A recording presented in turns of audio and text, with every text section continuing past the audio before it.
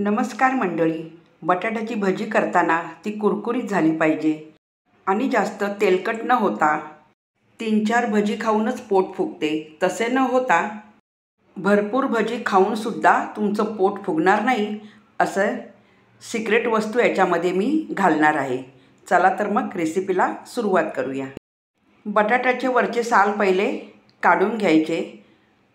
तर 3 मोठे बटाटे घेऊन त्याचे वरचे साल काढून घेतले आणि एक पाण्याने स्वच्छ धुवून घ्यायचे. बटाट्याच्या भजीचा मोठा आकार येण्यासाठी कुठल्या बाजूने बटाटा किसायचा ते मी तुम्हाला दाखवते. किसताना बटाटा टोकाच्या बाजूने न किसता मधल्या बाजूनी बटाटा किसून घ्यायचा, म्हणजे मोठे मोठे स्लाईस आपल्याला किसून मिळतात. बटाट्याची भजी करताना मधल्या भागाकडून बटाटा किसून घ्यायचा, म्हणजे अशा प्रकारे असे पातळ आणि मोठे स्लाईस छान असे किसून होतात. जोपर्यंत ट्रान्सपरंट पाणी दिसत नाही तोपर्यंत बटाटे चांगले 3-4 पाण्याने स्वच्छ धुवून घ्यायचे. हे बघा कसं ट्रान्सपरंट पाणी दिसत आहे. आता याच्यामध्ये थोडा वेळ बटाटे भिजवून ठेवायचे आणि पीठ भिजविण्याच्या आधी कढईमध्ये तेल घालून घेऊया. तेल बऱ्यापैकी घाला. गॅसची फ्लेम मंद आचेवरच ठेवून तेल गरम करून घ्यायचे.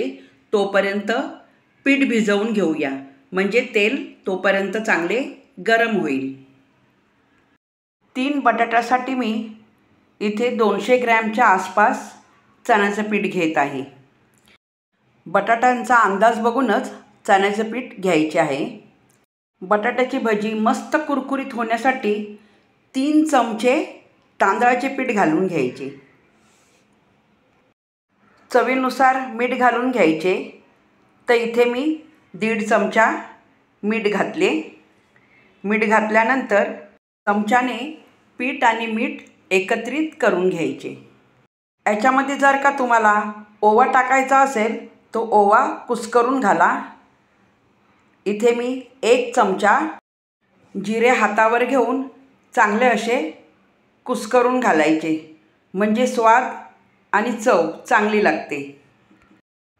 1 टीस्पून हळद घालून घ्यायची. हळद जास्त नाही घालायची. सर्व साहित्य चमच्याने मिक्स केल्यानंतर थोडे थोडे पाणी घालून हाताने असे पीठ चांगले भिजवून घ्यायचे. सुरुवातीला पीठ भिजवताना डायरेक्ट पाणी न घालता थोडे थोडे पाणी घातल्याने पीठ भिजवताना गुठळी होत नाही आणि पीठसुद्धा चांगले भिजवून होते. हाताने चांगले असे फेटून घ्यायचे, म्हणजे पीठ हलके होते.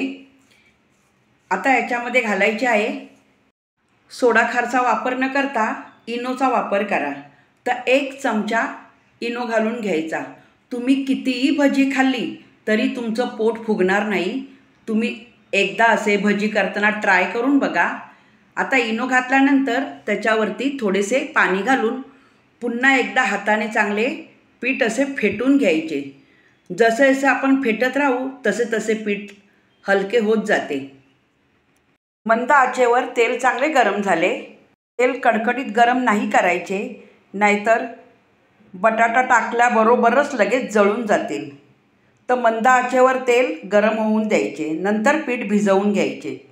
आता बघा मी एक स्लाईस पिठामध्ये भिजवून पूर्णपणे पीठ त्याचं निथळून घ्यायचं आणि नंतर तेलामध्ये सोडून द्यायचे. तर अशाच प्रकारे सर्व बटाट्याची भजी करून घ्यायची आहे. बाहेरच्या हातगाडीवर मिळतात त्याच्यापेक्षाही सुंदर भजी आपली घरगुती भजी होतात. कुरकुरीत आणि टम फुगलेली आणि कमी तेलकट, हाताला जरासुद्धा तेल न लागता कितीही भजी खाल्ली तरी पोट फुगणार नाही, याची गॅरंटी देऊन सांगते मी. तुम्ही नक्कीच घरी ट्राय करून बघा. तुम्ही कुठून कमेंट करत आहात ते सुद्धा मला सांगा. आवडल्यावर लाईक करा. आणि आता कसा पावसाळा चालू आहे, बाहेर पाऊस पडतोय, संध्याकाळचा गरम गरम चहा आणि अशी गरम गरम बटाट्याची भजी. भजी करताना जास्त स्लाईस नका घालू, नाहीतर भजी पलटी करता येत नाही आणि चांगले तळूनसुद्धा होत नाही.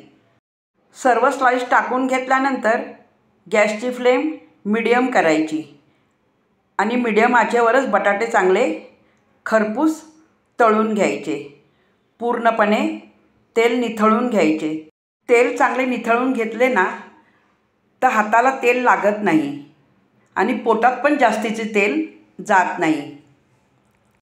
अशी मस्तपैकी बटाट्याची भजी आणि त्याच्याबरोबर हिरव्या मिरच्या. किती कुरकुरीत भजी झाली आहे बघा.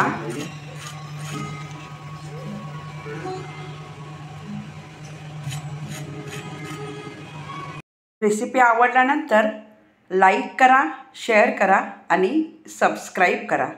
पुन्हा भेटूया पुढच्या व्हिडिओमध्ये.